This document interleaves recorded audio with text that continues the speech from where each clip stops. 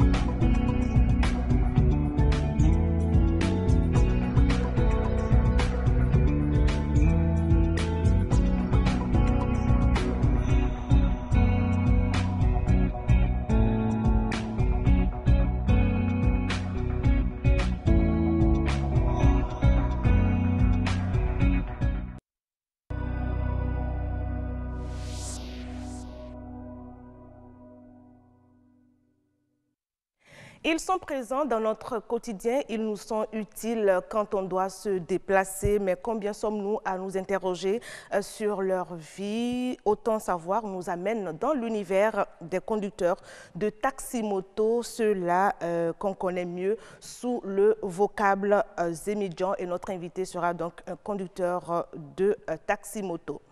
On parlera avec l'expert de la commercialisation des produits tropicaux. Nous recevrons notre expert aujourd'hui. Il a pour nom Eustache Nimavo, c'est un entrepreneur agricole.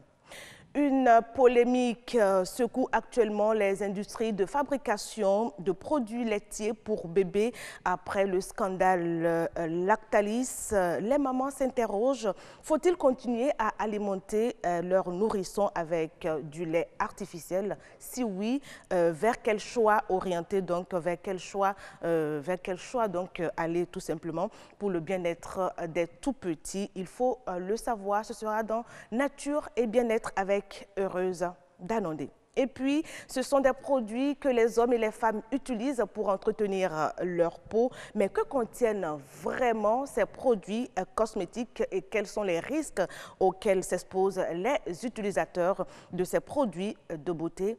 Autant de questions qu'on se pose.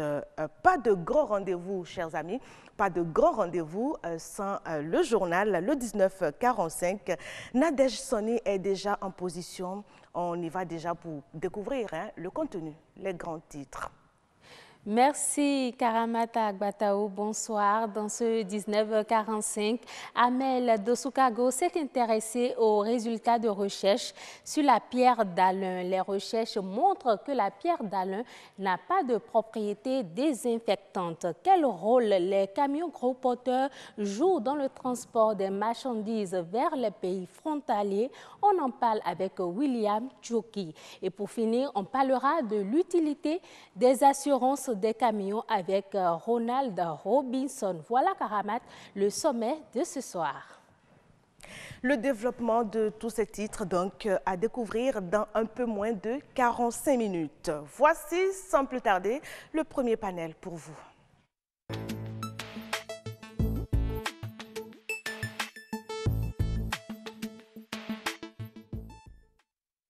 J'ai été à l'école, j'ai mon bac. J'ai fait 10 ans d'enseignement. Et voir la nomination, je vois que ça n'est pas en conformité avec mes efforts fournis. Alors qu'est-ce qu'il faut faire? J'ai des enfants à la maison, j'ai la femme, j'ai des parents et qui sont sur mon toit. Alors qu'est-ce qu'il faut faire? Le mieux, c'est de chercher à conduire tout juste pour compenser les demandes. Il y a beaucoup de gens qui ont leur diplôme, mais ils ont là les ateliers. Mais pourtant, ils enferment. Ce sont les moyens qui manquent. C'est pourquoi je conduis cette moto aujourd'hui. C'est à cause de ma réinsertion professionnelle que je suis rentré dans ZIM. C'est que je vais trouver un peu de sous pour pouvoir m'installer. Parce que je suis un maître artisan. C'est une coopération que quand tu rentres dedans là, avant de te retirer dans cette coopération, vraiment c'est difficile. Alors, si tu es dans la coopération et puis tu as commencé par, si tu rentres dans la vie conjugale, c'est fini. Hein? On a eu la difficulté de se retirer et de s'en sortir. On ne trouve pas de boulot. Au moins, avec ceci, on peut gagner 2000 francs par jour pour nourrir sa famille.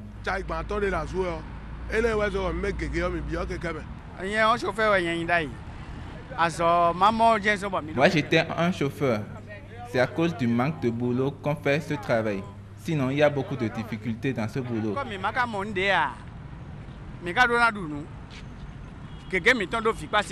Comme on n'a rien trouvé, c'est avec ça qu'on nourrit la famille. J'étais un restaurateur. J'avais un cafétéria, buvette. Je suis obligé de venir à Cotonou pour voir faire cette activité. Parce que avec ça, on trouve mieux.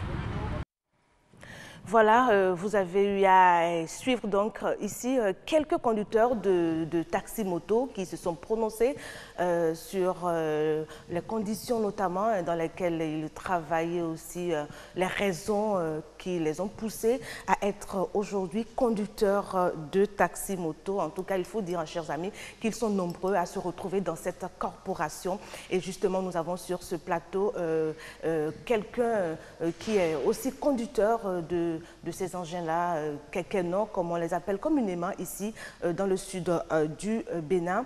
Agnat Bello, bonsoir à vous. Bonsoir, Karamata Ouattao. Alors, nous allons faire une petite incursion, n'est-ce pas, dans l'univers de ces conducteurs de taxi-moto. Et justement, comme je le disais, nous avons avec nous Monsieur Tony Ephraim. Oui, n'est-ce pas? Madame. Oui, enchanté. Ça fait plaisir de vous avoir. Hein? Oui, merci. Alors, qu'est-ce que ça fait d'ôter son maillot jaune et de se retrouver sur un plateau de télévision?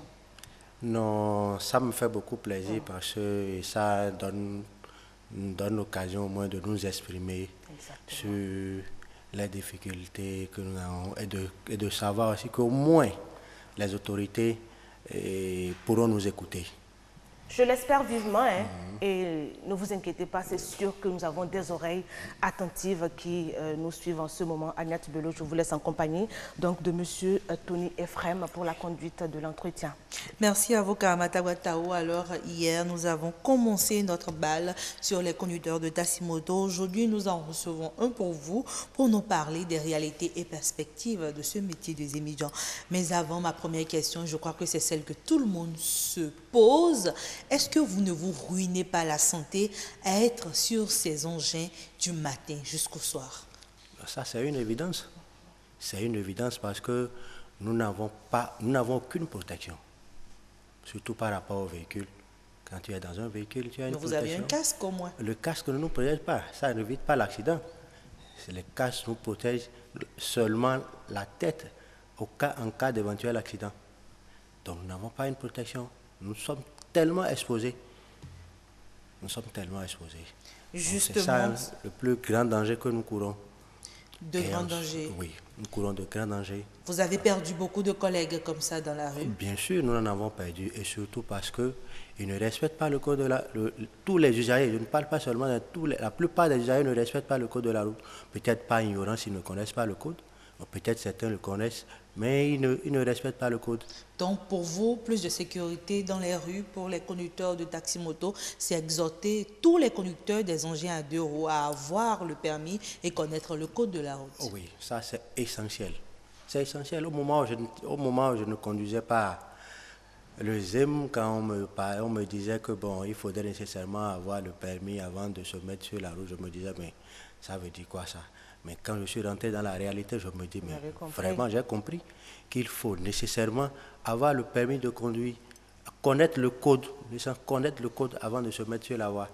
D'accord. C'est essentiel.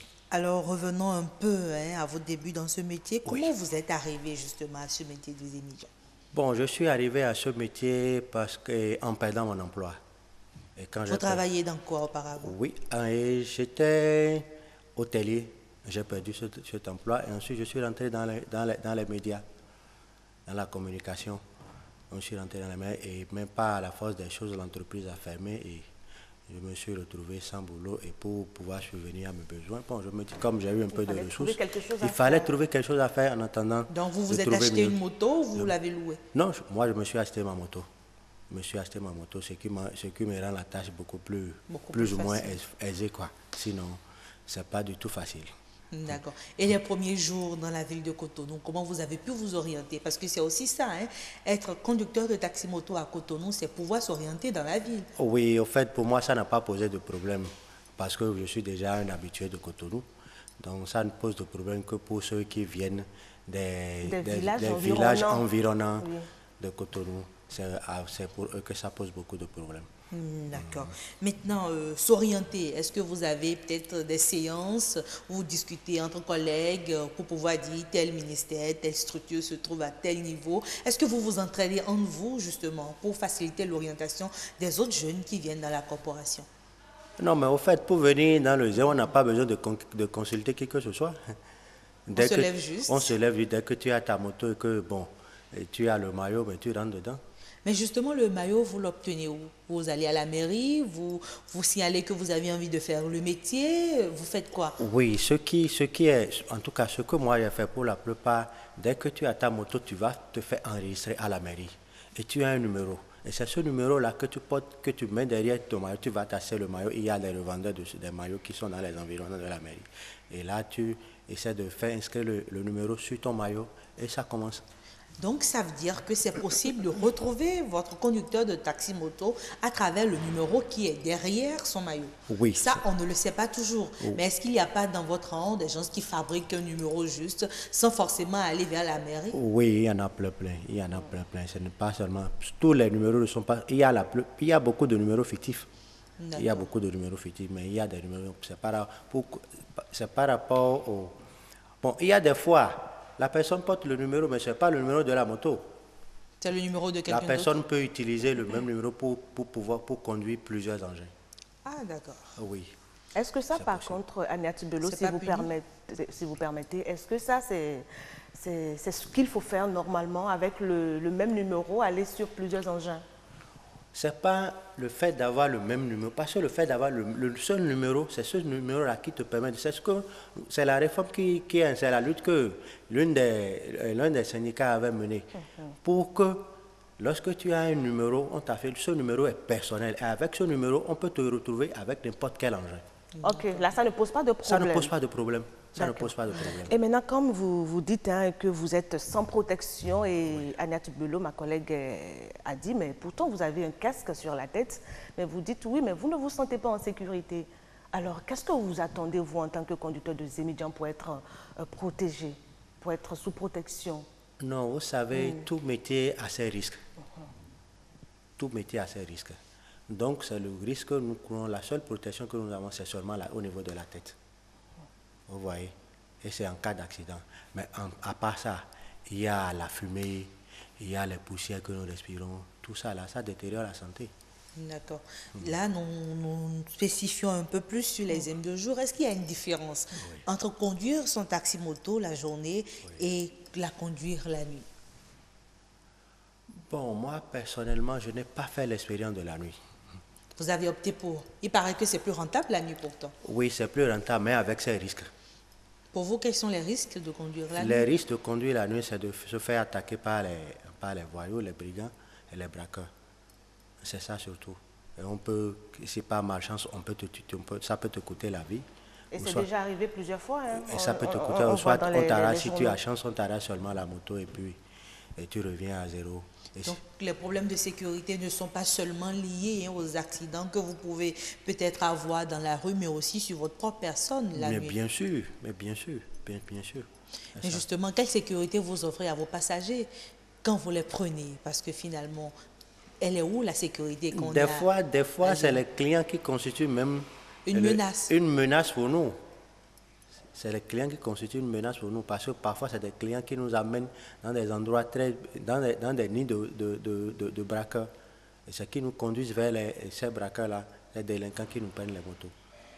Donc parfois, les clients constituent une source d'insécurité, surtout la nuit. Parce que vous ne savez pas vraiment qui est le passager que vous remorquez. Oui.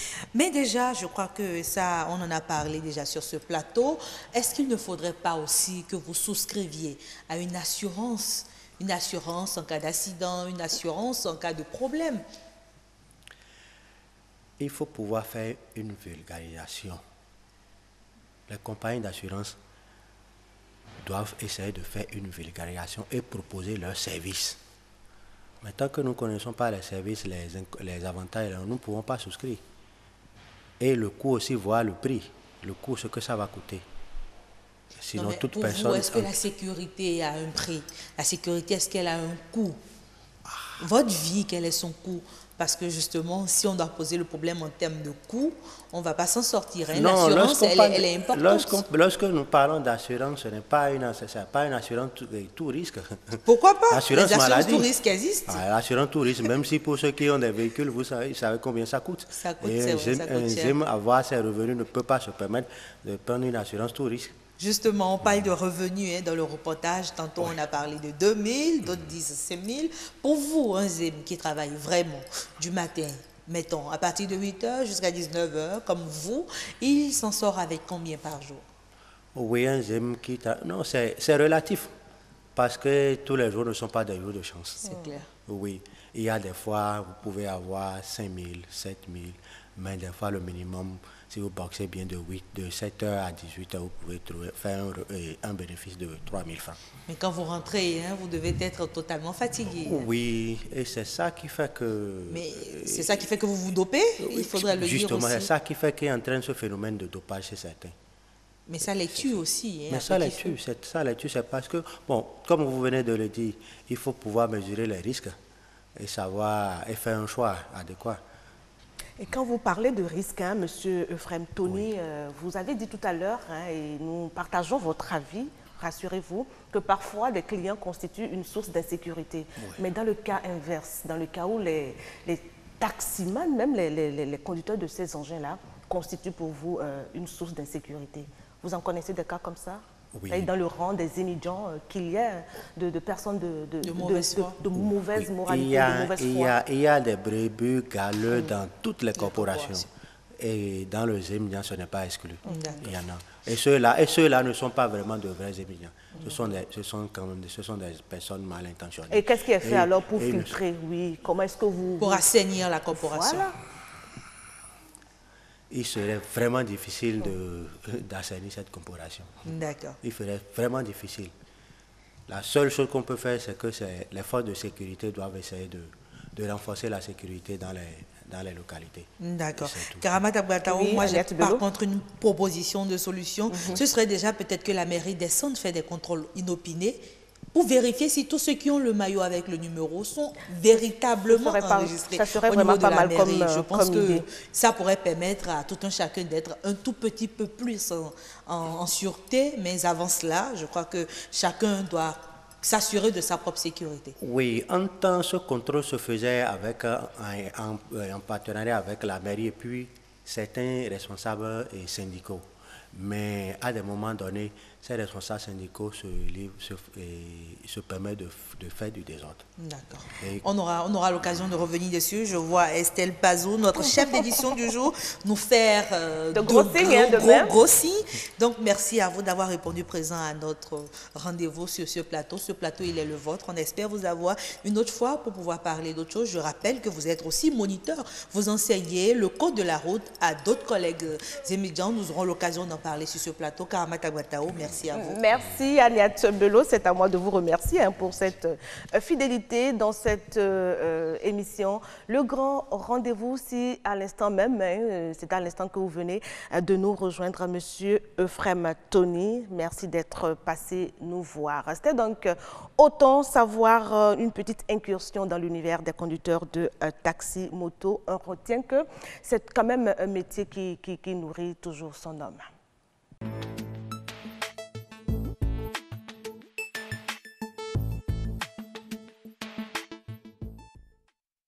C'est le temps à présent de regarder vers notre expert aujourd'hui. Il s'appelle Eustache Nimavo, c'est un entrepreneur agricole.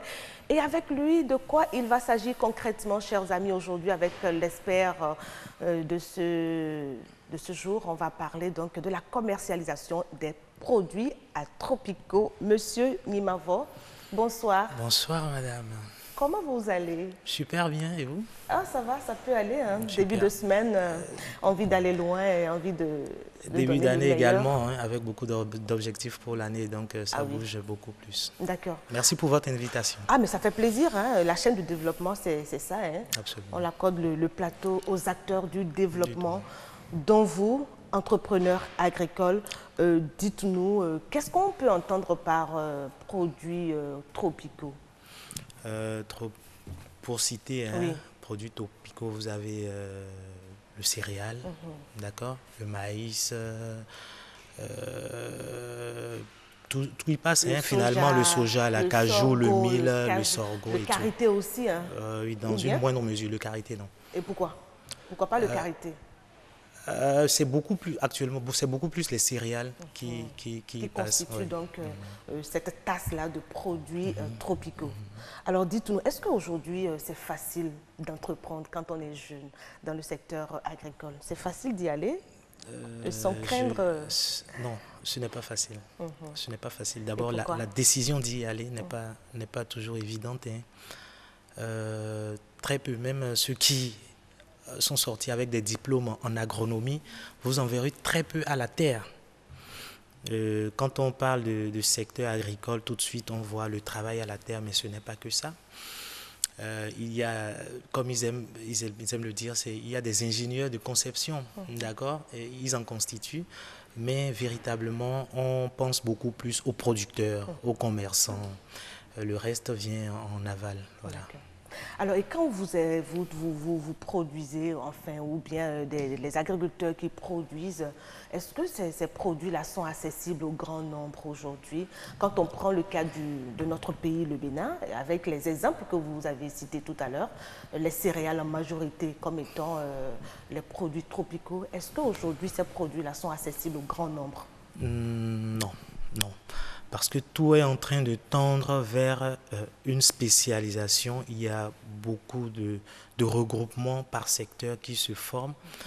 Quand vous prenez le secteur de du cajou, par exemple, il y a toute une organisation qui se met en place de plus en plus. Et l'étau se resserre autour de véritables acteurs qui s'y consacrent véritablement. Pareil pour, par exemple, je prends l'élevage. D'accord, la volaille par exemple, il y a l'interprofession de ce secteur-là. Et donc tout est en train de tendre vers cela et il n'est pas facile pour quelqu'un de l'extérieur de venir et de se trouver facilement sa place. C'est l'idéal, c'est ce qu'on peut souhaiter parce que ça permet de réguler, de savoir qui sont les véritables acteurs du secteur. C'est l'idéal, il faut le dire, et cela facilite l'accompagnement du pouvoir public. Voilà. Est-ce que cette organisation au sein donc des acteurs de la corporation facilite aussi les choses dans le sens des échanges? Pas toujours, parce que ces corporations ne réunissent pas toujours tous les producteurs. Il y a forcément des leaders qui se dégagent et qui se constituent, et c'est beaucoup plus. La base n'est pas forcément toujours en contact. Toujours est-il qu'il y a des producteurs qui ne sont pas préoccupés par cela, qui sont dans leur coin et qui exercent vaille que vaille. Et donc, il y a cette réalité-là aujourd'hui. Alors, les produits tropicaux béninois, est-ce qu'ils sont beaucoup plus orientés vers l'exportation ou centrés à satisfaire la demande nationale qui, il faut le rappeler, se fait de plus en plus forte? Oui et non. Par exemple, quand nous prenons le cajou, on sait que c'est en grande majorité exporté. Une infime partie reste pour la consommation locale. Le maïs, par exemple, c'est aussi exporté. La commercialisation... Mais on consomme beaucoup le maïs quand même, il faut le dire. Ouais, mais c'est quand même exporté. C'est peut-être vers les pays de l'Afrique centrale, Gabon, Cameroun, d'accord, ou les pays voisins, le Nigeria, le Niger, le Burkina, un peu vers le Togo.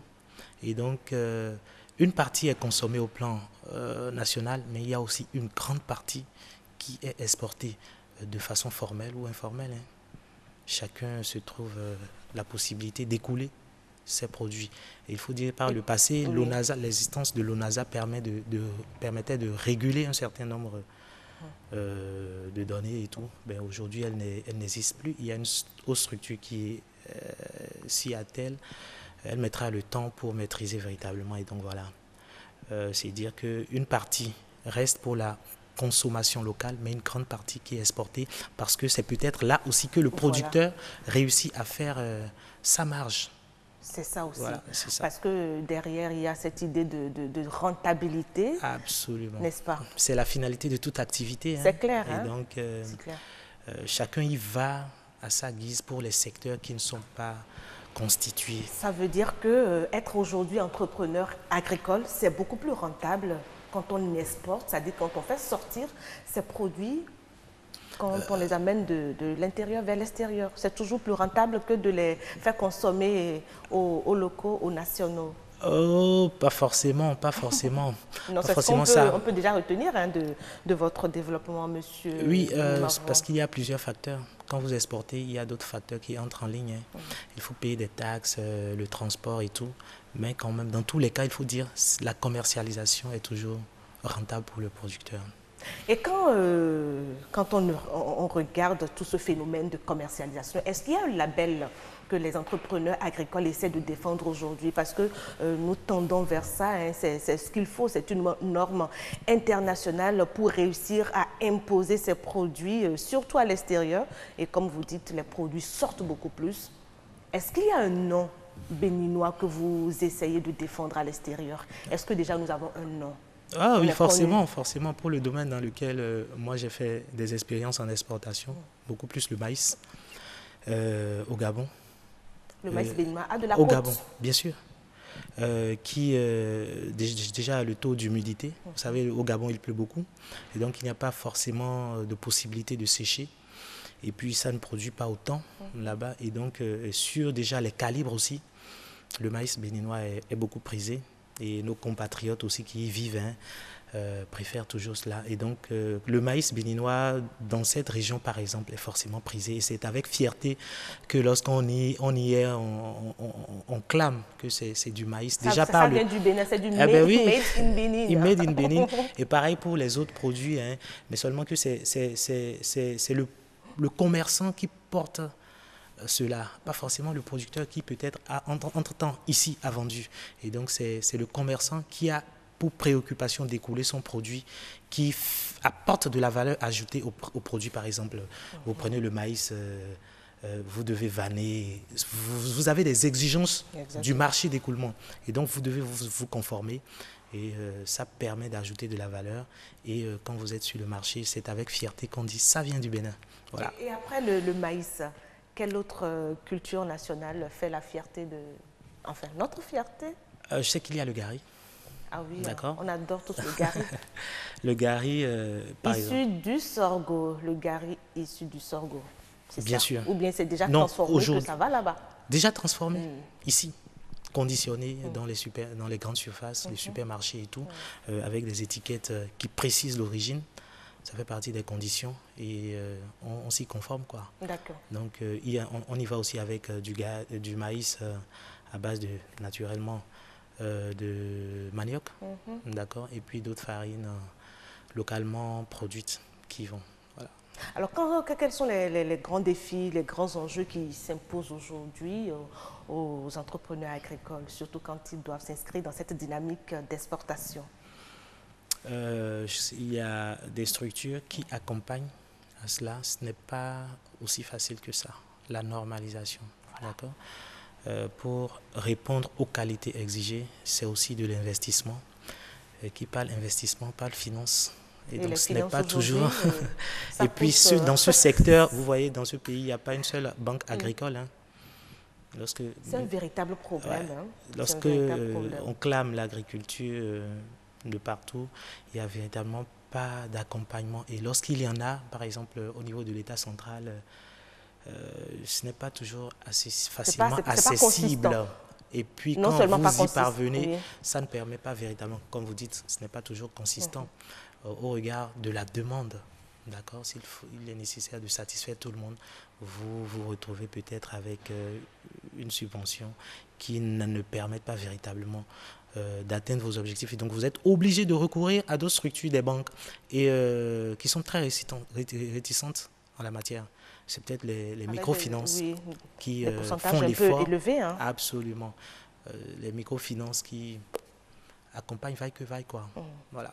Avec des taux, on est parfois obligé. Les taux ne sont toujours pas préférentiels, non, pas du tout. Non, ça n'arrange pas l'entrepreneur. C'est retenu et puis vous vous conformez, quoi. Il n'y a pas à prendre ou à laisser.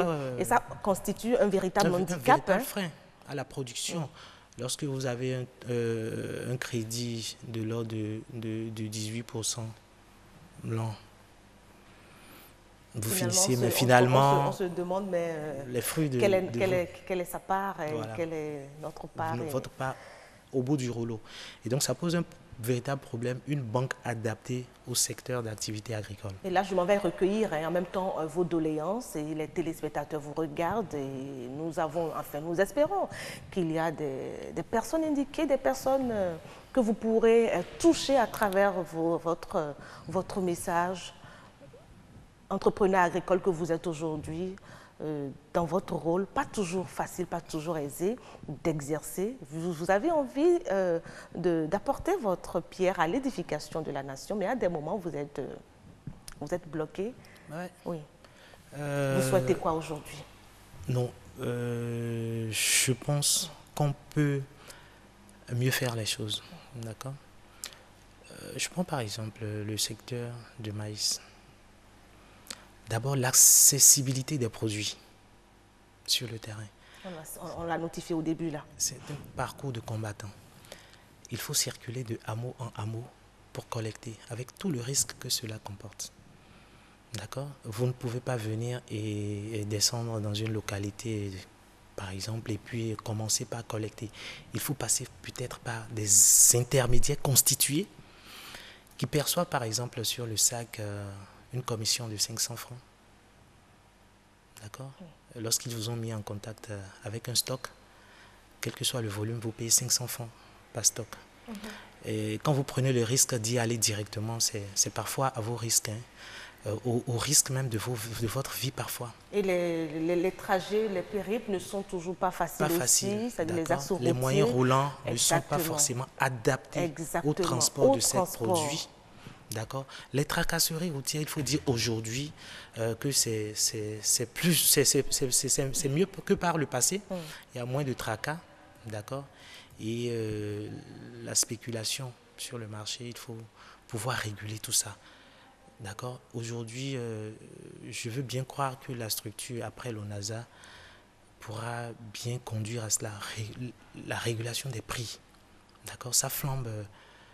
Du jour au ça lendemain, fluctue et rapidement. puis ça dépend aussi de l'humeur de chacun. De chacun, ça ne devrait pas être comme ça. Non. Ce ne devrait pas être le cas. Il faut se conformer aux normes internationales. Bon, à défaut tout au moins national. périodiquement, on peut annoncer le prix par exemple, le prix de cette denrée-là et dire, OK, pour cette période, c'est vendu à tel. Et que tout le monde s'y conforme. Et vendeurs et acheteurs. Parce que parfois, ça vient aussi de l'acheteur. Hein. Quand le produit est rare, n'est pas disponible, il y a parfois que le client suscite cela, l'envie d'augmenter le prix. Quand le besoin est constaté et qu'on dit tout ce qui est rare est cher, et donc la demande est là, je suis obligé d'augmenter pour pouvoir faire plus de marge. C'est pas mieux dans ce cas-là d'opter pour une économie d'échelle, c'est-à-dire de baisser les prix et puis de vite engranger? Ce serait... Bon, ici, ce n'est pas trop la mentalité, hein, ça se fait ailleurs, mais chez nous, ce n'est pas forcément ça. On préfère mettre le prix et puis bon, ça peut être là, quand c'est écoulé, on constate que c'est vendu, quoi. Alors que c'est toujours pas la bonne méthode? Non, du tout pas d'ailleurs. Merci beaucoup. Merci beaucoup, Monsieur Nimavo Eustache. Je rappelle à nos amis téléspectateurs que vous êtes un entrepreneur, un jeune entrepreneur agricole et vous faites beaucoup plus dans du maïs, hein, c'est ça? Le maïs, fruits et légumes. Maïs, fruits et légumes. Avec vous, donc, on a parlé de la commercialisation des produits tropicaux. Voilà, si vous êtes un commerçant, il vaut mieux opter pour une économie d'échelle, c'est-à-dire revoir tout simplement le prix, revoir la baisse, bien entendu, le prix de vos produits, quitte à les écouler plus vite. Ça vous permet de rentabiliser en un temps record. Je crois que c'est ce qui se fait ailleurs et ça vous permet donc de vous mettre à l'aise et d'assurer enfin la sécurité pour les autres membres de votre famille. Merci beaucoup à vous. C'était donc l'Expert. Nous passons maintenant à tout ce qui peut avoir ou tout ce qu'il y a eu comme petite information que le service web a pu glaner pour nous.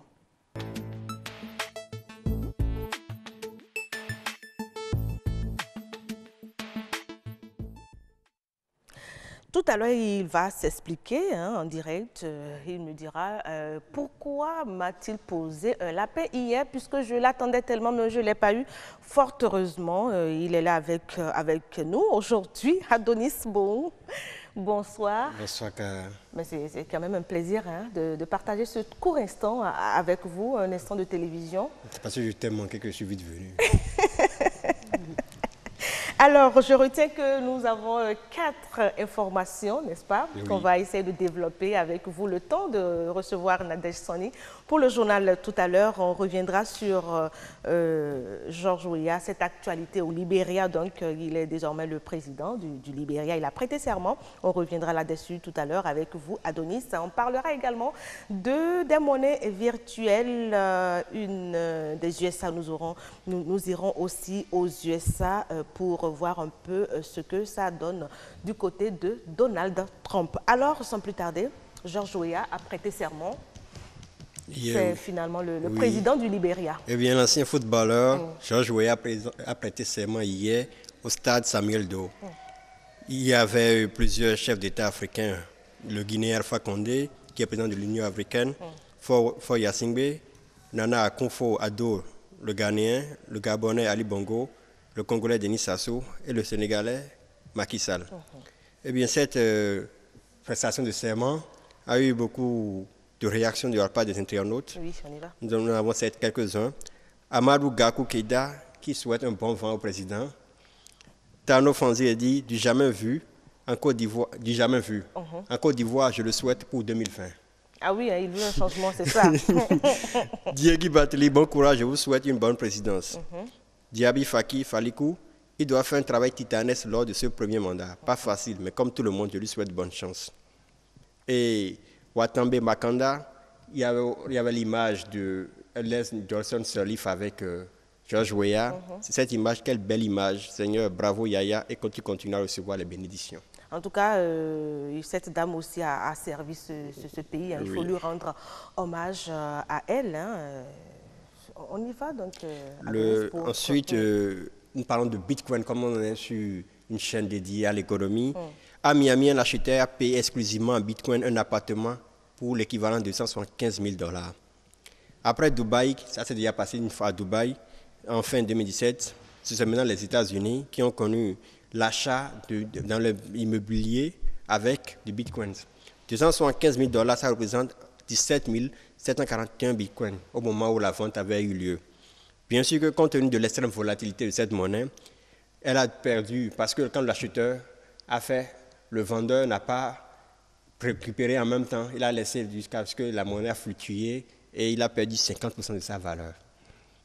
Nous continuons toujours dans la monnaie virtuelle.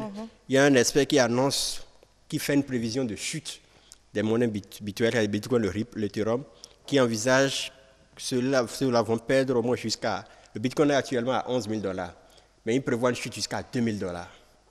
Il estime que la flambée du bitcoin est devenue parabolique ces derniers mois, c'est-à-dire qu'elle est très fortement accélérée, du moins jusqu'à la rechute récente. Quand quelque chose devient parabolique à ce point, cela se termine généralement à l'endroit où la parabole avait débuté. C'est-à-dire ça avait débuté au niveau de 1000 $. Donc on va revenir encore à 2000 $. La dernière information, les États-Unis qui surmontent le shutdown. Oui. Les sénateurs démocrates ont accepté hier lundi un compromis qui va permettre à l'État de pouvoir subvenir à la relance des activités jusqu'au 8 février. Les sénateurs démocrates ont accepté lundi 22 janvier un compromis budgétaire temporaire qui va permettre de mettre fin à la fermeture partielle du gouvernement fédéral américain, a indiqué leur chef de file. Après de nombreuses discussions des offres et des contre-offres, le chef de file républicain et Moissov arrivaient à un accord, a déclaré Schumacher. Il faut rappeler que le shutdown a eu lieu un an jour après l'arrivée du président Donald Trump au pouvoir. C'est le 19e shutdown depuis 1976. Quand on parle de shutdown, c'est que la plupart des activités liées à la gestion des administrations publiques se sont arrêtées parce que le budget n'avait pas été voté. C'est ça le shutdown. Ça paralyse le système, administratif. Il n'y avait pas eu de... Et ça fait des pertes, hein? Voilà, il n'y avait pas eu de consensus autour du vote du budget, ce qui fait que depuis le samedi, les activités étaient paralysées. Mais depuis hier soir, ça a commencé à être relancé avec le vote du budget temporaire que les démocrates avaient déjà refusé en temps de le faire. Alors, merci beaucoup Adonis Bohou. C'était donc avec vous l'actualité du web de ce mardi 23 janvier 2018. Donc, on peut être président aujourd'hui, hein, quel que soit le secteur dans lequel on... oui. Il faut toujours rêver, c'est tout. Il faut rêver grand pour pouvoir le concrétiser. Il faut rêver grand pour obtenir le petit. En tout cas, George Weah a prêté serment. C'est désormais le président du Libéria. Alors, demande d'explication. Qu'est-ce qui s'est passé hier à Adonis? On peut avoir la raison. On l'aura en coulisses. En coulisses. Tu dois des explications aussi aux téléspectateurs. Ce n'est pas grave, je vais répondre à leur demande de complications. Ce n'est plus de demande d'explication, mais cette demande de complications, ça c'est juste pour rigoler un tout petit peu. Merci beaucoup Adonis Bohou d'être passé. On va se dire à demain. C'est bien ça, avec d'autres nouvelles encore plus croustillantes pour vous sur le web. Alors, d'une rubrique à une autre, voilà, dans le grand rendez-vous, le journal, le 19:45 avec Nadège Soni. Bonne réception chez vous.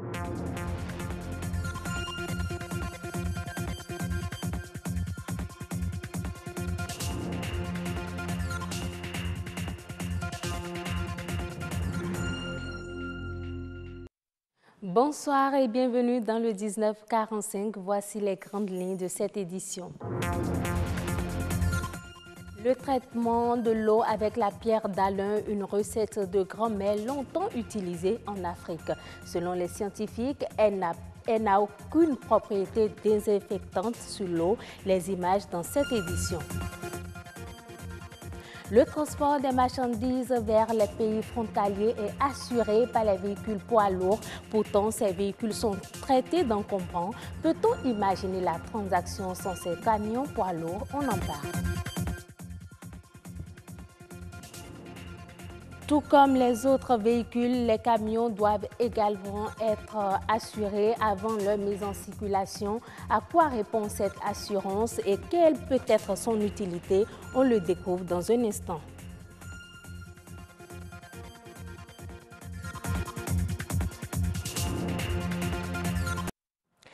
Démarrons ce journal par cette information sur le code électoral au Bénin. Les responsables de la Commission électorale nationale autonome Sénat organisent un atelier les 25 et 26 janvier prochains sur le thème « Évaluation du code électoral à l'issue des 3 dernières consultations électorales ». Selon le communiqué de presse de la Sénat, cet atelier vise essentiellement à faire ressortir les difficultés rencontrées au cours des 3 dernières consultations électorales et proposer des amendements pour son amélioration.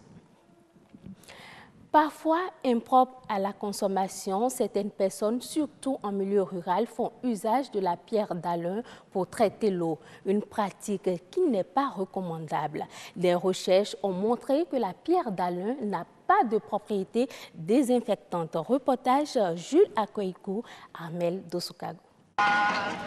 D'un usage assez varié, la pierre d'Alun est très utilisée sous les tropiques.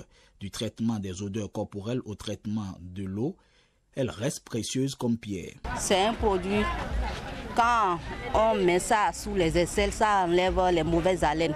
Et puis, quand l'eau est un peu sale là, quand on met dans l'eau, ça enlève les saletés. Ça fait que les déchets qui sont dans l'eau là, ça se dissout dans l'eau. On peut l'utiliser aussi pour d'autres usages comme les toilettes intimes. Pour les puits, on l'utilise avec du javel pour tuer les vers dans l'eau. On l'utilise pour nettoyer la viande d'escargot, mais aussi pour brosser les enfants. Certaines femmes en font usage pour leurs toilettes intimes. Mais il y a une grosse confusion dans l'opinion sur le rôle de la pierre d'Alun. La pierre d'Alun n'a pas de propriétés pour éliminer les bactéries nuisibles. Elle a la propriété de condenser, n'est-ce pas, les déchets qu'il y a dans cette eau-là. Et vous avez l'impression que l'eau devient propre parce que justement les déchets vont se mettre ensemble et se sédimenter au fond de votre récipient. Mais ce n'est pas parce que vous avez une eau translucide qu'elle est forcément de qualité microbiologique acceptable. Pierre précieuse, l'Alun règle beaucoup de problèmes, mais il est important de s'informer pour une meilleure utilisation. 40 étudiants venant du Bénin et des pays voisins ont entamé hier lundi une formation en sciences mathématiques appliquées à l'écologie, conservation et épidémiologie. Avec l'appui du Centre international de mathématiques pures et appliquées, la dite formation se tient au campus d'Abomey-Calavi. Selon le professeur Romain Glélec-Kayi, l'un des formateurs de cet atelier, la formation servira de parchemin à la résolution des problèmes auxquels les Africains font face régulièrement. Ils sont jugés encombrants et ralentissant parfois la circulation. Mais les camions jouent un rôle très important dans le transport des marchandises vers les pays frontaliers. Ils constituent aussi un vivier pour l'économie nationale. Suivez ici le reportage de William Choki pour plus de précision. Environ 700 camions entrent et sortent par jour du port autonome de Cotonou. On estime à plus de 252 000 le nombre de camions qui fréquentent l'espace portuaire chaque année. La totalité de ce fret qui avoisine 7 millions de tonnes a été transporté par voie routière, c'est-à-dire par les camions. Alors, nous avons dans ce fret-là, il y a le fret intérieur et le fret en transit. C'est-à-dire le fret en transit, ce sont surtout le transit international, c'est le fret à destination des pays de l'Interland. Nous avons le Niger, le Burkina Faso, le Mali, il y en a même la Côte d'Ivoire et le gros voisin d'à côté qui est le Nigeria. Donc il y a environ 45% du fret qui est acheminé vers ces pays-là. Maintenant, il y a aussi le fret intérieur. Le fret intérieur, c'est-à-dire le fret, les marchandises importées, mais destinées pour les besoins locaux, c'est-à-dire consommés sur le territoire national. Ces camions assurent le pré- et le post-acheminement de la totalité du fret exporté et importé. Le transport routier béninois a enregistré 43% du total des importations en 2005, 40% en 2004 et 44% en 2003, soit environ la moitié des importations et le reste partagé entre les autres pays du corridor. À l'entrée des camions dans le port de Cotonou, il y a ce qu'on appelle les macarons, qui sont des droits d'entrée des camions dans la scène portuaire. En dehors de ça, dans le port, pour les camions, il ne devrait y avoir aucune taxe. Il n'y en a pas. Ces mêmes camions doivent aller livrer des marchandises à leur destination. Ce qui veut dire qu'ils emprunteront un trajet et sur ces trajets, nous retrouvons ce qu'on appelle les postes de péage et de pesage. Alors ces camions, qu'ils soient chargés ou non à cette étape de leur itinéraire, paient des taxes qui varient au Bénin de 500 à 15 000 francs environ et même un peu plus au niveau des postes de péage. Alors les camions, le long de leur itinéraire, peuvent stationner sur des parkings, surtout au niveau des frontières. Il y a des taxes aussi qui sont payées à ce niveau. Les camions, de façon générale, pour bouger, ce n'est pas de l'eau, il faut forcément qu'il y ait de l'énergie, du carburant. Et ces camions peuvent s'approvisionner aussi dans les stations-service, assurer leur maintenance. Tout ça contribue à l'économie nationale.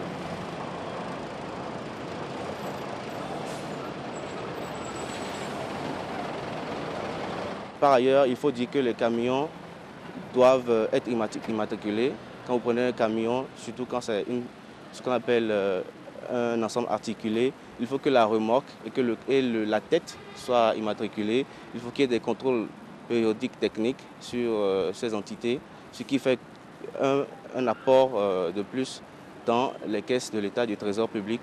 Le secteur des camions gros porteurs, un secteur pourvoyeur de devises pour l'économie béninoise, il mérite une grande attention et une organisation plus approfondie. Pour tout véhicule en circulation, l'assurance est non seulement une nécessité, mais aussi une obligation. Les véhicules dits poids lourds doivent aussi répondre à cette exigence. À quoi répond l'assurance et quelle peut être son utilité? Réponse dans ce reportage de Ronald Robinson. L'assurance poids lourd, comme son nom l'indique, est une assurance réservée à tout véhicule de plus de 3,5 tonnes, qu'il soit utilisé à titre privé ou professionnel pour le transport des biens ou des personnes. Environ 240 000 véhicules, toutes catégories confondues, sont assurés en 2012, dont plus de 15 000 camions. Dans la même année, on compte un taux de 20% de véhicules non assurés. L'assurance responsabilité civile est celle imposée par la loi 65-1 du 4 mars 1965 et appuyée par l'article 200 du Code des assurances des États membres de la CIMA, entendez Conférence interafricaine des marchés d'assurance. L'assurance responsabilité civile des véhicules terrestres à moteur est une assurance au tiers. C'est une assurance que le propriétaire de véhicule prend pour couvrir les dommages causés au tiers. Alors, de façon simple, nous allons dire que on prend l'assurance pour les véhicules, de façon générale, ou pour les camions, parce que la loi l'exige. L'État, à un moment donné, a trouvé nécessaire de prendre cette loi pour protéger ses citoyens contre, naturellement, les risques, parce qu'il est garant de la sécurité des citoyens. Et étant donné que l'article 1382 du Code civil stipule que n'importe qui cause dommage à autrui doit réparation. Alors, en vertu donc de ces dispositions, l'État se trouve obligé de prendre une loi pour imposer l'assurance des véhicules terrestres à moteur, donc l'assurance des camions.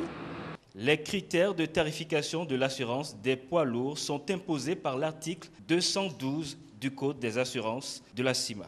Ils sont taxés sur la zone géographique de circulation, le statut socio-professionnel et les caractéristiques du véhicule. C'est l'État qui a fixé le tarif minimal par l'arrêté 686 du 17 juin 2003. Pour les camions, il faut dire que cela varie selon les critères. Cela varie selon les critères. Il y en a qui peuvent payer 300 000 francs. Il y en a qui payent 500 000. Hein, mais ça dépend des différents critères. Au cours de l'exercice 2012, l'assurance en général a contribué à hauteur de 1,02% au PIB, dont 0,04% pour les camions. En regardant ce chiffre, nous pouvons dire que l'assurance participe très faiblement à l'économie nationale. Mais lorsque nous regardons le rôle économique et financier de l'assurance, eh bien, nous allons dire que de façon générale, l'assurance préserve les patrimoines des ménages, renouvelle les outils économiques. Donc, l'assurance joue un rôle important dans le domaine économique. Lorsque nous regardons également son rôle financier, nous voyons que l'assurance, par des placements, étant donné qu'elle est considérée comme étant un investisseur institutionnel, donc par les placements, eh bien, l'assurance participe à l'économie de la nation. Les différents titres émis par l'État, par exemple, eh bien, l'assurance achète ces titres-là. L'assurance se révèle comme un secteur porteur à l'économie nationale, mais pas sans la contribution de ses acteurs. Au Sénégal, la diaspora contribue substantiellement à l'économie du pays. Plus de 950 milliards de francs CFA sont investis chaque année dans l'économie. Du coup, les Sénégalais de l'extérieur deviennent les principaux bailleurs de fonds. Ils sont estimés à plus de 3 millions de résidents à l'étranger, soit environ 20% de la population totale du pays. Le Sénégal affiche ainsi, selon la Banque africaine de développement, un taux de croissance en nette progression depuis quelques années. Merci pour votre aimable attention. À bientôt. Merci Nadège Soni pour le 19h45. Le grand rendez-vous se poursuit. Il reste encore 2 plateaux à faire Lactalis. Quel lait artificiel choisi pour votre nourrisson? Nous en parlons dans ce numéro du grand rendez-vous. Et puis, c'est une valse de produits cosmétiques qui s'offre à notre vue sur les étalages, en pharmacie, dans les supermarchés. Le choix est parfois difficile. Que contiennent exactement ces produits de beauté? Beauté au pluriel s'y intéresse.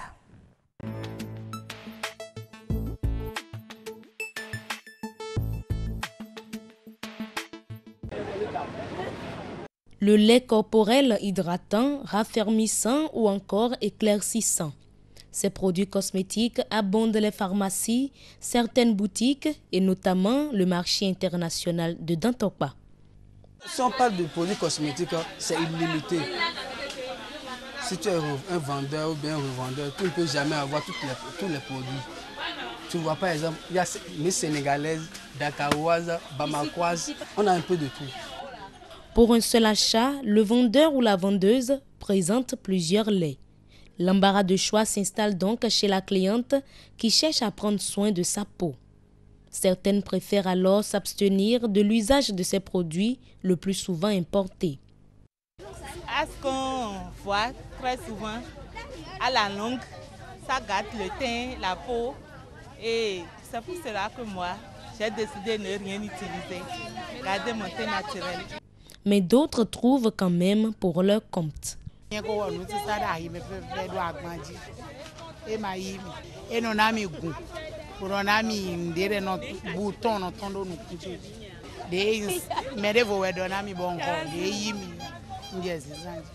J'utilisais un produit nigérien et j'ai commencé à avoir des problèmes de peau et il y a une amie qui m'a elle m'a conseillé de passer ça, c'est bon. J'ai pris le lait, j'ai lu comment on appelle, la notice, voilà, ça m'a plu, je me suis adaptée à ça. Le lait corporel, ce n'est donc pas ce qui manque sur les étalages des vendeuses de produits cosmétiques. Mais la plupart de ces femmes n'achètent pas le lait convenable à leur type de peau, mais plutôt celui tant apprécié par la copine ou la voisine. Et le résultat, pour certaines femmes, hein, on le voit, elles se décapent la peau et puis les conséquences, elles les traînent toute leur vie restante. Elonia d'Almeida, bonsoir. Bonsoir Karamat. Oui, avec votre invité, le pharmacien, le docteur du moins, voilà, le docteur dermatologue Franck Ayedomo. Oui, merci. On aura un peu plus d'informations sur ces produits, quel type de produits il faut vraiment pour telle ou telle peau. On va le savoir avec vous tout à l'heure. Bonsoir, merci d'être sur ce plateau. Merci beaucoup. Elonia d'Almeida. Alors, oui, comme vous le disiez, il y a énormément de personnes qui cherchent à avoir un teint beaucoup plus beau, plus clair, et donc qui utilisent des produits cosmétiques décapants. Mais ce qu'il faut savoir, c'est qu'aujourd'hui, il n'y a pas que ces ingrédients décapants qui sont dangereux pour la peau. Alors, bonsoir Monsieur Franck Ayedomo. Quels sont les principaux ingrédients dans les produits cosmétiques classiques qu'on retrouve aujourd'hui qui agressent la peau et qui sont dangereux pour la peau? Voilà, il s'agit en fait de 4 catégories donc, de produits. Il y a d'abord des produits qui sont cancérigènes. Oui. Il y a des produits qui sont allergisants. Il y a des perturbateurs endocriniens. C'est ça. Et il y a des produits non biodégradables. D'accord. Voilà, ces produits sont marqués en fait sur les emballages. Lorsque c'est marqué, ils sont marqués et puis en général la population en général ne sait pas tel ou tel produit. Sinon en Europe aujourd'hui il y a déjà des indicateurs. Il y a déjà la population déjà sait déjà à peu près, voilà, je ne prends pas ça parce qu'il y a du parabène, je ne prends pas ceci parce qu'il y a de l'hydroquinone aussi, du silicone, de l'hydroquinone, voilà. mais des corticoïdes, des choses là. En général, il faut définir le cosmétique comme quelque chose qui ne contient pas des médicaments. Alors que dans la plupart des produits dépigmentants, il y a des substances médicamenteuses. Mais dans le cosmétique en général, il y a des substances qui peuvent intervenir et modifier la peau et la santé même. La santé de la peau. Oui, donc vous parlez de perturbateurs endocriniens. Absolument. C'est des termes en général, les perturbateurs endocriniens, c'est contenu dans les filtres solaires, les protecteurs solaires. Ouais, justement, j'allais vous demander. C'est des filtres UV qui sont contenus en fait dans ces produits et lorsque on les applique, ils peuvent entraîner plusieurs conséquences au niveau de justement, vous parliez des conséquences, allergies, etc. On retrouve ces produits-là dans tout type de produits cosmétiques. Oui, quels sont les type différents de produits, que ce soit la crème de jour et de nuit, que ce soit la pommade, que ce soit le shampoing, que ce soit le vernis, que ce soit... Vous avez dans tous ces types de produits de ces substances qui peuvent être gênantes ou bien altérer la santé ou la peau de l'individu. Mais est-ce que vous ne trouvez pas finalement qu'il y a une sorte de...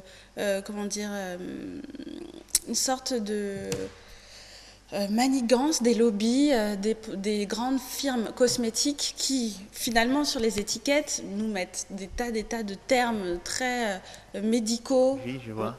Très la bien. dame, tout à l'heure, disait dans le reportage, oui, je lis les étiquettes, mais est-ce qu'on comprend vraiment? En fait, il faut vraiment avoir un public averti.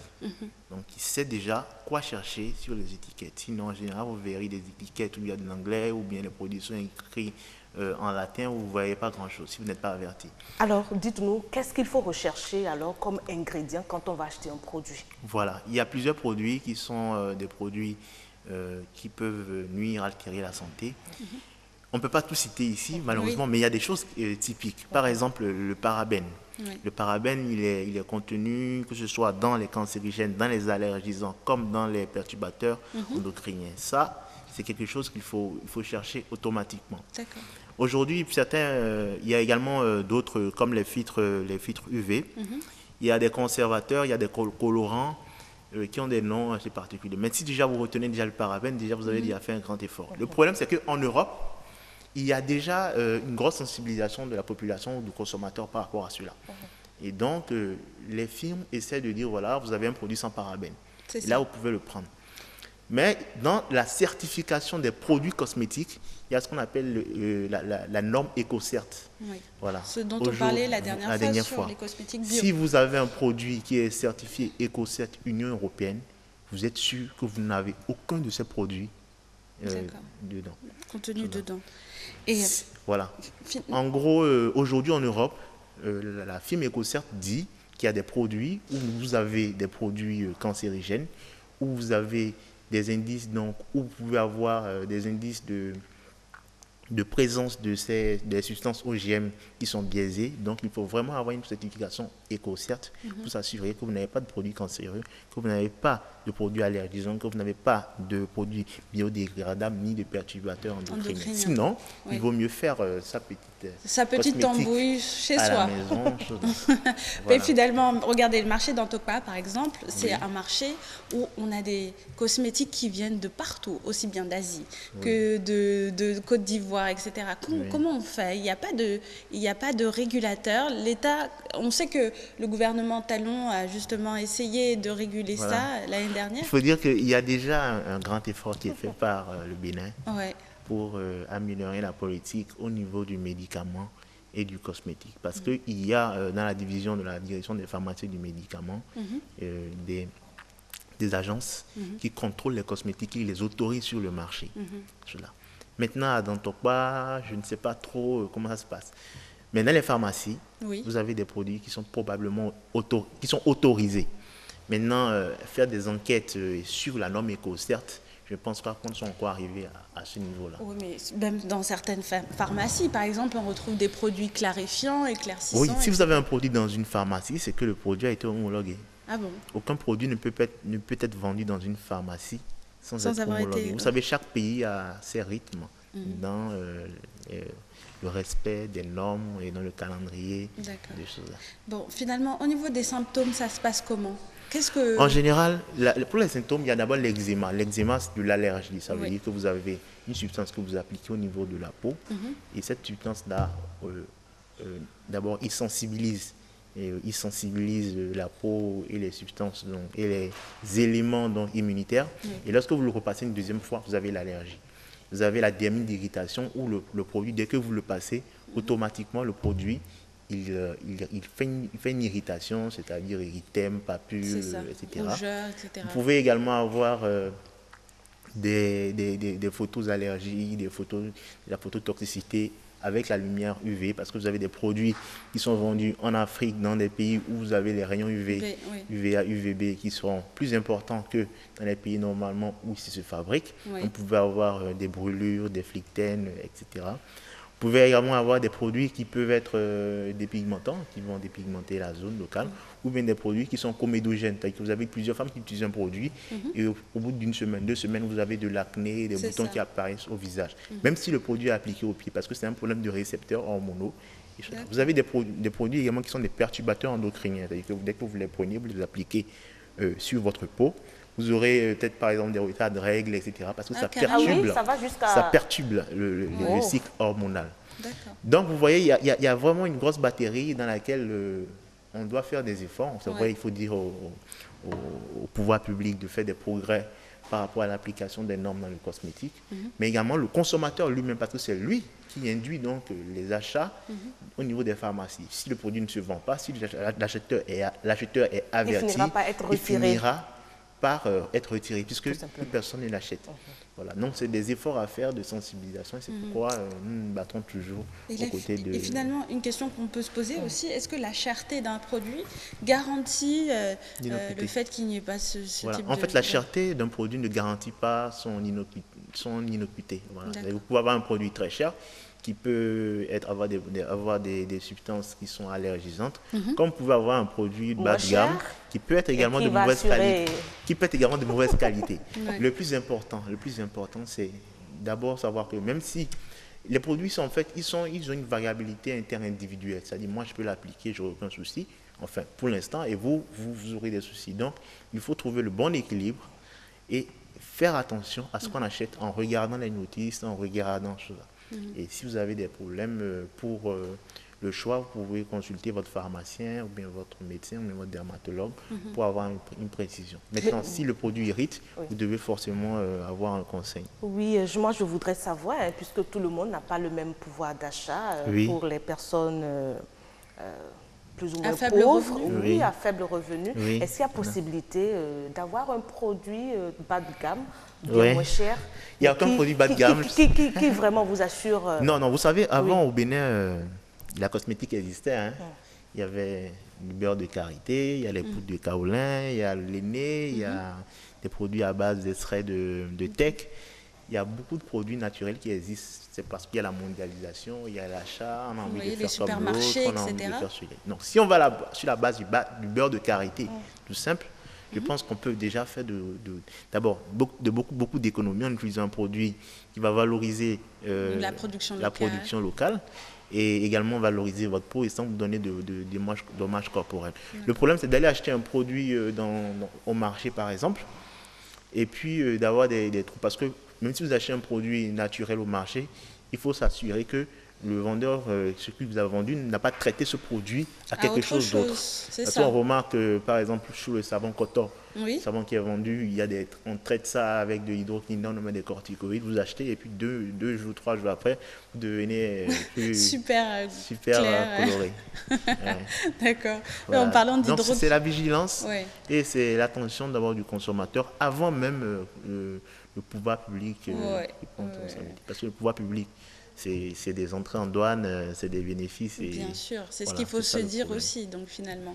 Mais vous parliez d'hydroquinone. Maintenant, on voit arriver sur le marché, vu que l'hydroquinone a été, l'hydroquinone est connu.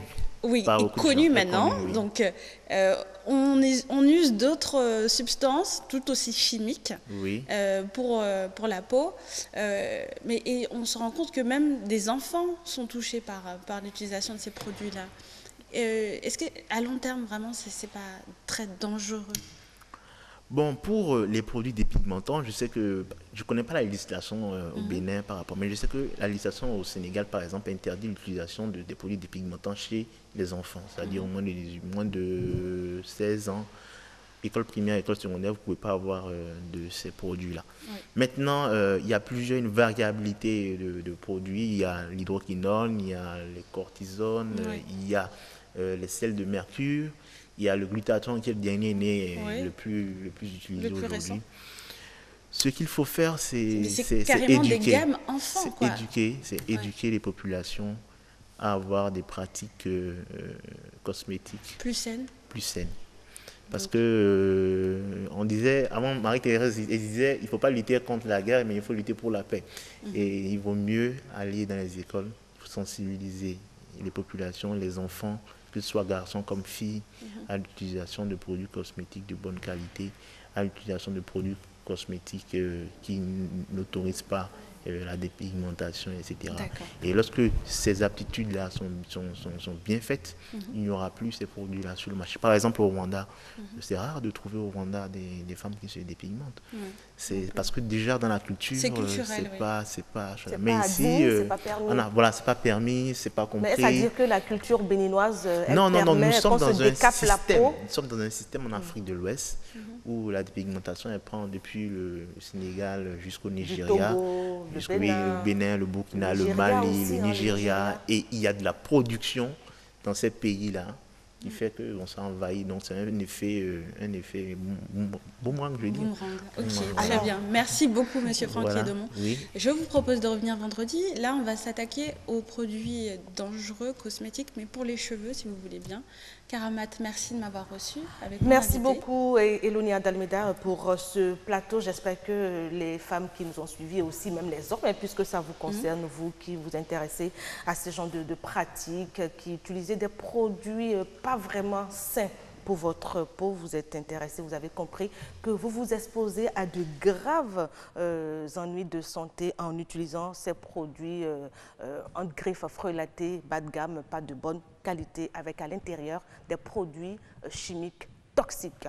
Merci beaucoup. Le dermatologue, Franck Edemont, je vous confondais à monsieur Armand Arthur Gonçalves, qui après vous, justement, va s'installer et avec lui, on aura un peu plus d'informations sur quelle alternative pour les mamans qui ont leur nourrisson après donc ce feuilleton Lactalis. Merci beaucoup d'être passé. Je vous en prie, merci.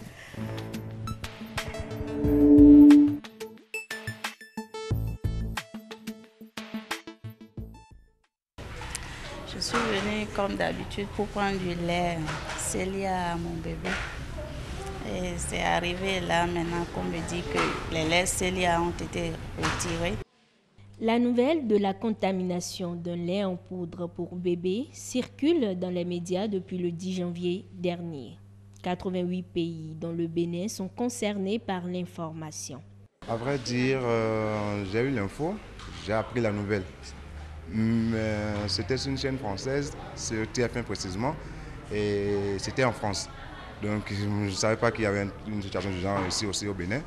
Le produit mis en cause est le lait Célia, un lait très recommandé pour la nutrition. Célia est une gamme de lait infantile qui est distribuée en pharmacie depuis de très longues années. Nous avons plusieurs formes. Il y a déjà la forme premier âge, la forme deuxième âge, vous avez la forme troisième âge. Et nous avons les céréales qui vont des diastasés aux fruités. Selon un communiqué de la direction des pharmacies en date du 26 décembre 2017, la vente de ce produit est suspendue. Aucun commerçant n'est autorisé à en vendre pour éviter des problèmes de santé. Nous sommes là d'abord pour la santé des populations et qui passe avant tout, avant l'intérêt matériel de la société. Bon, dès que nous n'avons pas attendu la lettre du ministère avant de retirer les produits. Des dispositions ont donc été prises pour le retrait du produit du marché. Le constat dans quelques pharmacies sillonnées. Nous avons déjà retiré les produits de nos stocks. Ils ont été scellés au magasin avec la mention retrait de l'eau pour éviter que le personnel ne dispense ce type de farine. Suite à la lettre du labo Célia et à la lettre du directeur des pharmacies, nous avons fait diligence en sortant tous les lots de farine de Célia que nous avons dans nos entrepôts. Bien que ces lots ne soient pas incriminés, nous les avons mis en quarantaine. Une situation qui affecte le revenu des pharmaciens.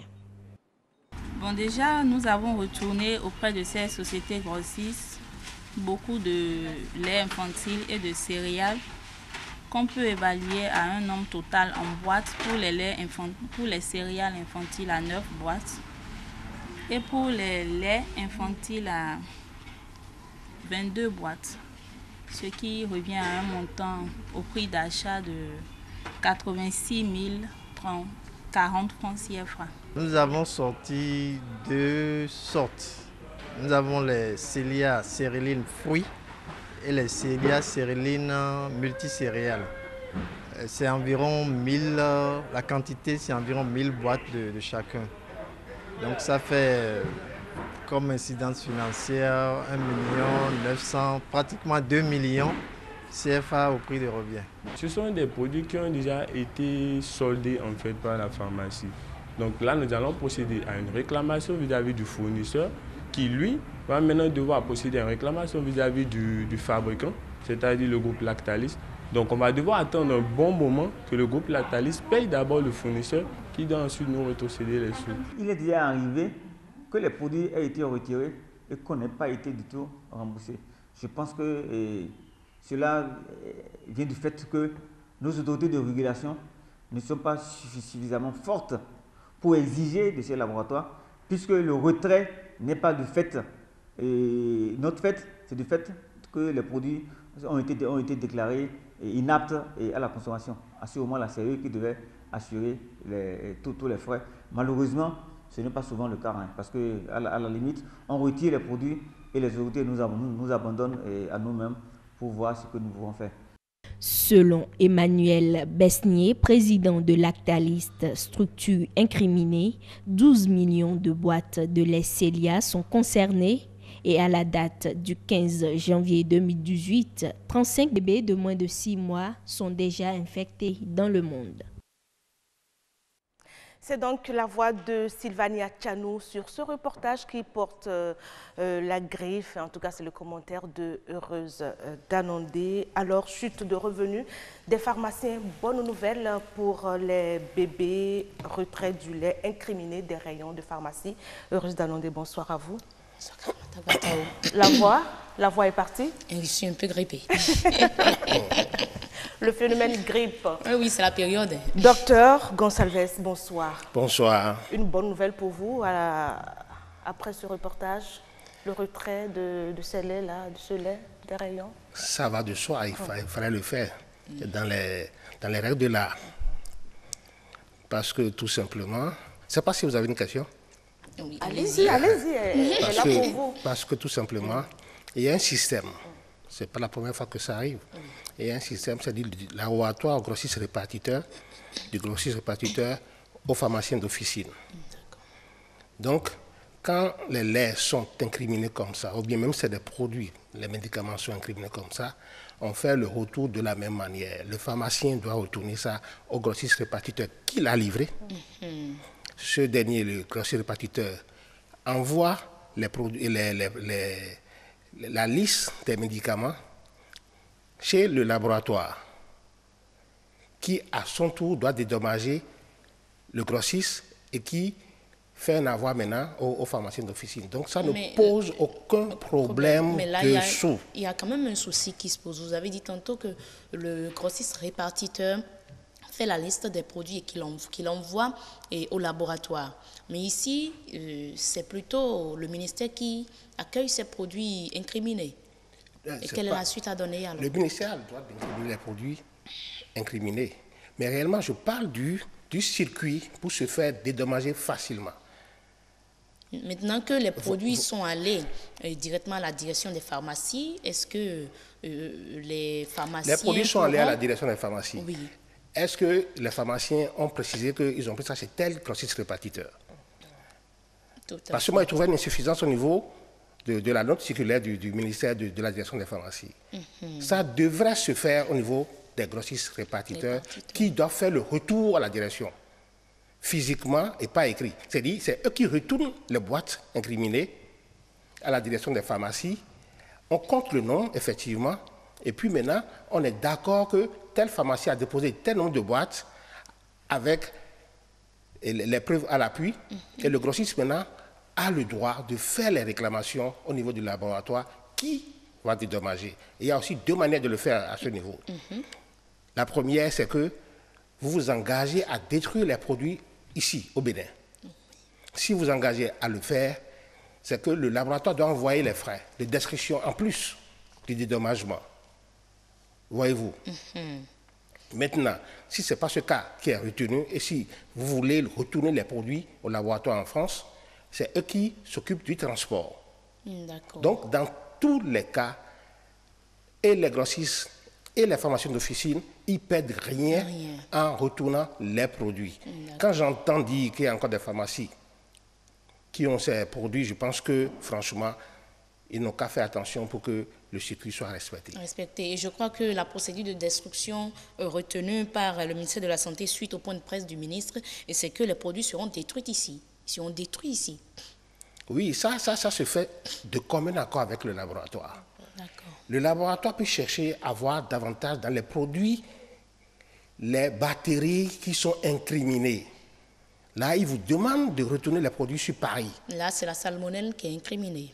Ici. Dans ce cas, c'est la salmonelle. Donc, ils vous demandent de retourner les produits sur Paris et ils vont faire les analyses avant de détruire là-bas. Donc, je pense qu'à ce niveau, on n'a pas encore statué. C'est les grossistes répartiteurs qui prennent langue avec eux et qui savent comment ça doit se passer. Mais si c'est avéré qu'il n'y a plus une autre batterie, c'est plus facile de détruire ça au Bénin. Et là, mais ils s'occupent aussi de la destruction, les laboratoires. Ça ne pose aucun problème.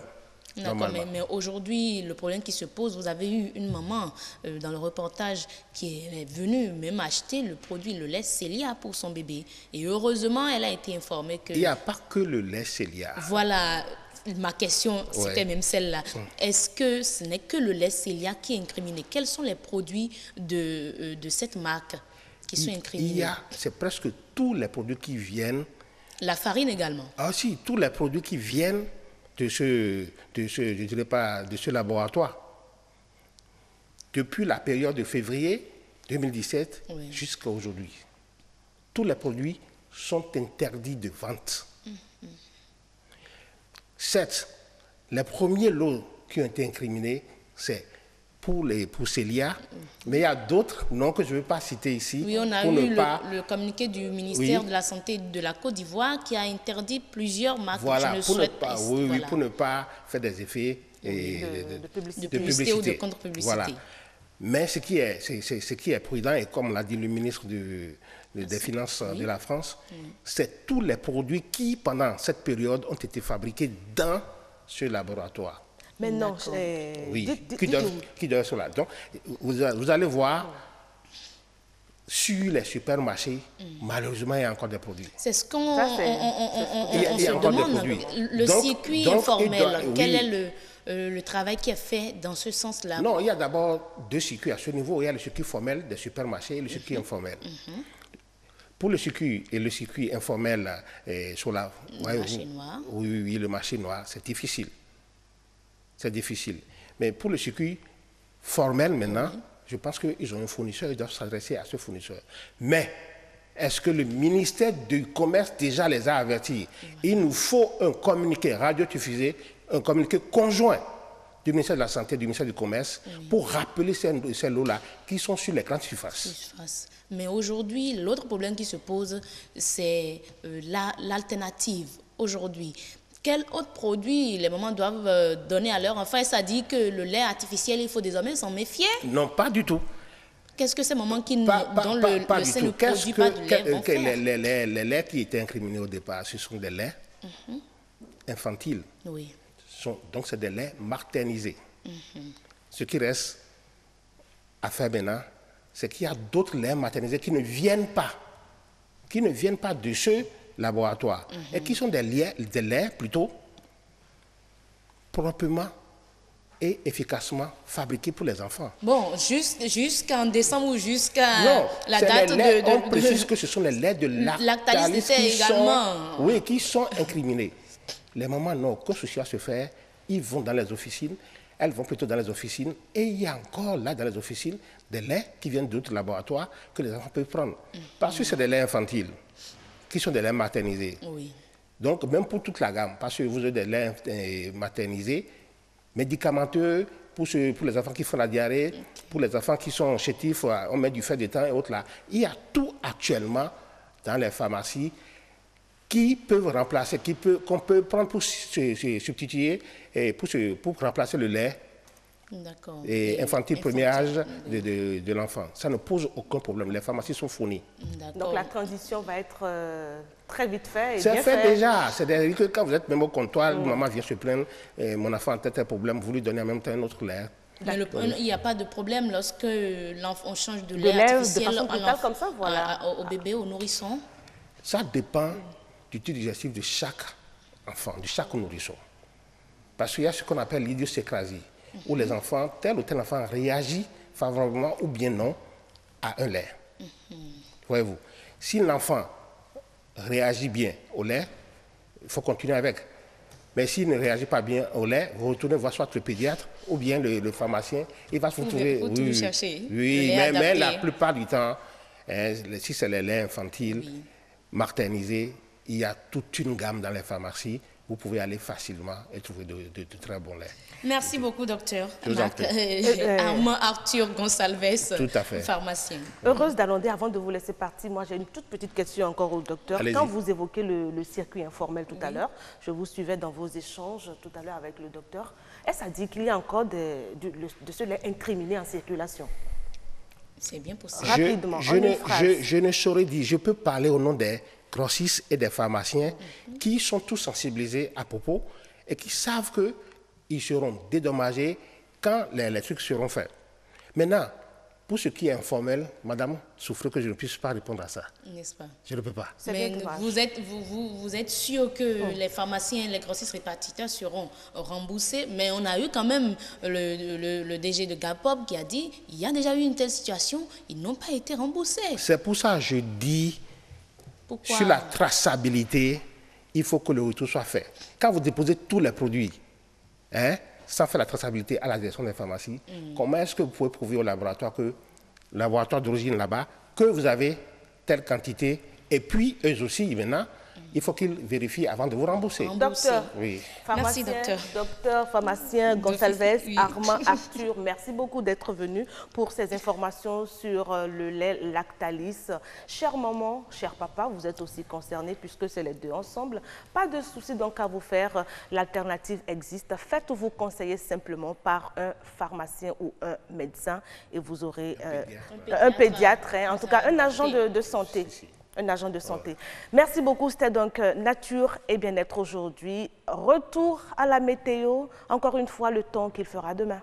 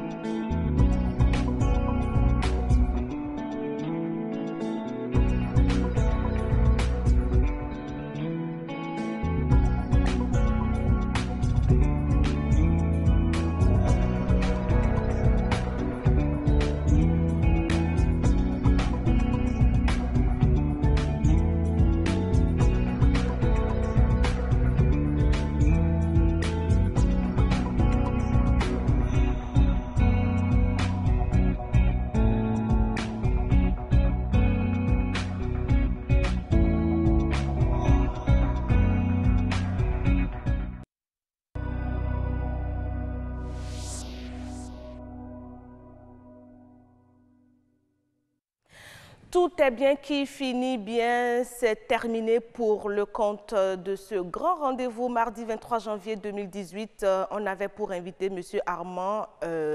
Arthur Gonçalves, pharmacien. On avait également M. Franck Yedomo. Merci à vous, merci à Eustache Nimavo, merci à Tony Ephraim, le conducteur, celui-là qui a représenté les conducteurs de taxi-moto sur cette tribune aujourd'hui.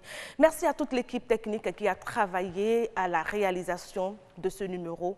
Un grand merci à vous aussi, chers amis téléspectateurs, de nous avoir suivis de bout en bout. Vous n'avez rien raté. Le meilleur, c'est ici. Et n'oubliez pas ce que j'ai dit au démarrage. Prenez le temps de toujours bien préparer ce que vous voulez faire. À demain.